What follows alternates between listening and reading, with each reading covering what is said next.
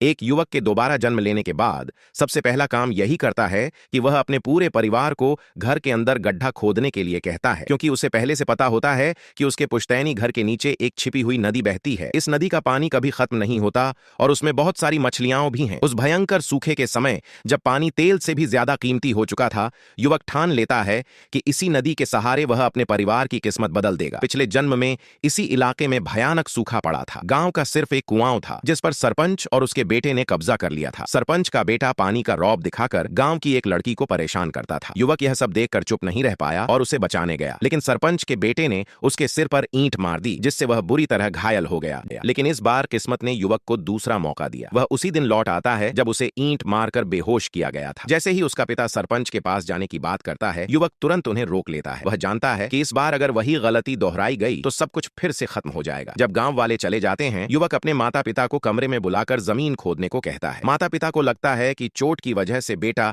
ठीक से सोच नहीं पा रहा, फिर भी वे उसकी बात मान लेते हैं। कई घंटों की खुदाई के बाद मिट्टी गीली होने लगती है, नीचे से पानी के बहने की आवाज आने लगती है। आखिरकार वहां एक गुफा निकल आती है और उसी में वह गुप्त नदी बह रही होती है। माता पिता खुशी से भर जाते हैं। पानी भरपूर है और मछलियां भी बहुत हैं। उस सूखे के समय में मछली मिलना किसी खजाने से कम नहीं था। एक मछली के बदले कई किलो अनाज मिल सकता था। युवक साफ शब्दों में परिवार को समझा देता है कि इस बात का जिक्र किसी से नहीं होना चाहिए, वरना जान का खतरा हो सकता है। तभी ऊपर से किसी के आने की आहट सुनाई देती है। बाहर निकलने पर पता चलता है कि वह वही गांव की लड़की है। युवक ने पहले उसकी मदद की थी, इसी वजह से वह आभार में खुद को उसे सौंपने की बात कहती है ताकि सरपंच के बेटे से हमेशा के लिए बच सके। युवक उसे शांत करता है और भरोसा दिलाता है कि अब उसे डरने की जरूरत नहीं है। वह वादा करता है कि अगले दिन के बाद सरपंच का बेटा कभी उसके पास नहीं आएगा। अगले दिन युवक चुपचाप सरपंच के घर की निगरानी करता है। वहां वह उनकी बातचीत सुन लेता है। उसे पता चलता है कि सरपंच और उसका बेटा पहले से ही उसके घर पर नजर लगाए बैठे थे। उन्हें बुजुर्गों से उस छिपी नदी की कहानी पता थी। उसी वजह से उन्होंने युवक को रास्ते से हटाने की साजिश रची थी। यह सुनकर युवक का खून खौल उठता है। उसे समझ आ जाता है कि पिछले जन्म में लड़की की परेशानी भी उसी की वजह से हुई थी। इस बार वह तय करता है कि सरपंच और उसके बेटे को छोड़ेगा नहीं, लेकिन वह यह भी जानता है कि अकेले उनसे लड़ना आसान नहीं है। युवक 2 मछलियां लेकर पड़ोसी के घर जाता है। पड़ोसी का बेटा मिलिशिया में बड़ा पद संभालता था। युवक बुजुर्ग पड़ोसी की अक्सर मदद करता रहता था। वह जानबूझकर उदास होकर कहता है कि वह सरपंच से भिड़ने जा रहा है और शायद जिंदा न लौटे। यह सुनते ही पड़ोसी गुस्से में आ जाता है और अपने बेटे को बुलाकर शहर के बड़े अधिकारियों से मिलवाने भेज देता है। अगले दिन गांव में पानी भरते समय सरपंच का बेटा युवक को धमकाता है और लड़की का नाम लेकर घर अपने नाम कराने को कहता है। तभी युवक जोर से आवाज लगाता है। उसी पल मिलिशिया के लोग पहुंच जाते हैं और सरपंच के बेटे को पकड़ लेते हैं। जल्द ही सरपंच भी फंस जाता है।